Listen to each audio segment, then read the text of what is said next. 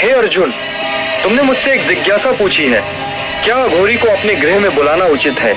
मैं इस विषय पर तुम्हें धर्म, ज्ञान और विवेक का वह प्रकाश दूंगा जिससे तुम्हारा मन संशय से मुक्त हो जाए।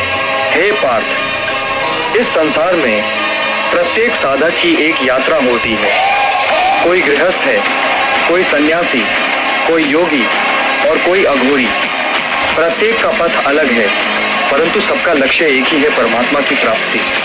किंतु यह आवश्यक नहीं कि सभी मार्ग एक जैसे शांत और सौम्य हो। अघोरी वह साधक होता है जो मृत्यु, श्मशान और तम की ऊर्जा से होकर प्रभु की खोज करता है। वह वहां जाता है जहां सामान्य मनुष्य की चेतना भी डगमगा जाए। वह मांस, मद्य, मृत शरीर और भूत प्रेत की ऊर्जा से तप करता है। उसका मार्ग अत्यंत कठिन और भयावह होता है। किंतु हे पार्थ, ध्यान रखना, कठिन पथ का अर्थ यह नहीं कि वह सबके लिए योग्य है।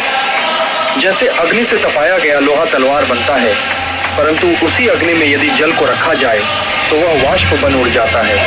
उसी प्रकार अघोरी का मार्ग अति विशेष है और वह केवल उन आत्माओं के लिए है जो हर प्रकार के मोह, भय और सामाजिक बंधनों से ऊपर उठ चुके हैं। गृहस्थ जीवन में रहकर धर्म का पालन करना, संस्कारों की रक्षा करना, परिवार को सुरक्षा देना, यही श्रेष्ठ कर्तव्य है।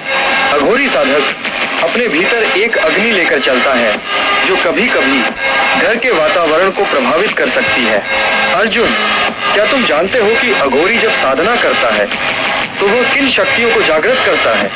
वह भैरव की, काल की और अदृश्य संसार की शक्तियों से संवाद करता है। ऐसी शक्तियां जिन्हें न तो गृहस्थ समझ सकता है और न ही सहन कर सकता है।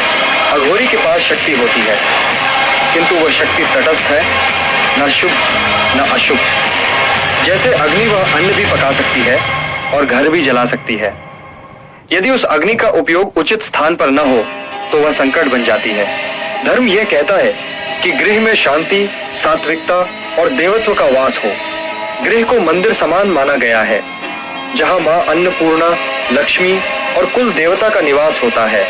अब सोचो, यदि तुम किसी ऐसे साधक को घर बुलाओ जो श्मशान की ऊर्जा लेकर आता है, जो तमोगुण में स्थित है, तो क्या उस ऊर्जा का प्रभाव गृह पर नहीं पड़ेगा?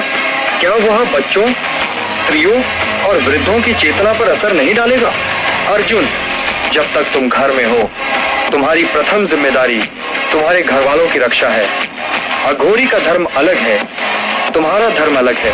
तुम यदि उस मार्ग का अनुकरण नहीं कर सकते तो उस मार्ग को अपने आंगन में लाना एक बालक के हाथ में अग्नि देने जैसा होगा।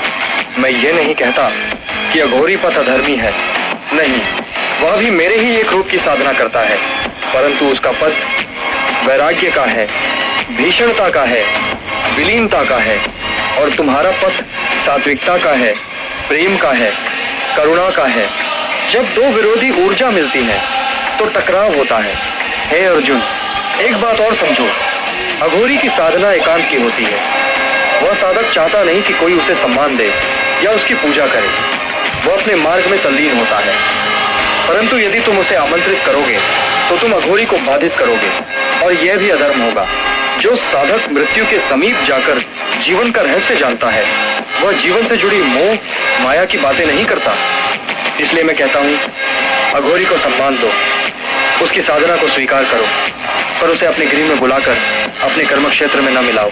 जिसका कार्य श्मशान में है उसे मठ में बुलाओ, हृदय में स्थान दो, पर गृह में सीमित रखो।